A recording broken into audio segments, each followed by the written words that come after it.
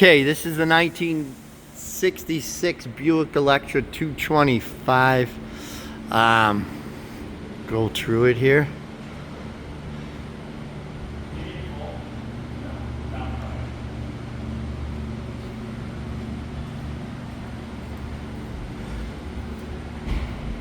Super solid surface rust on it.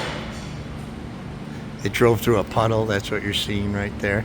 There's your new sway bar bushings. There's your new strut rod bushings, front and back.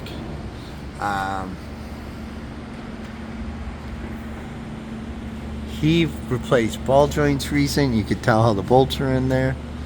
The whole front end checked out extremely good. We'll go through and look at the frame and floors, obviously this way.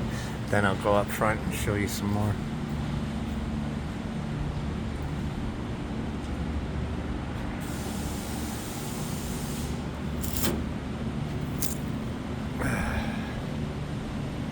So, very solid car.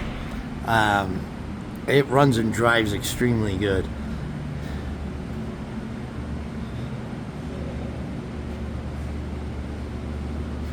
Strut rod.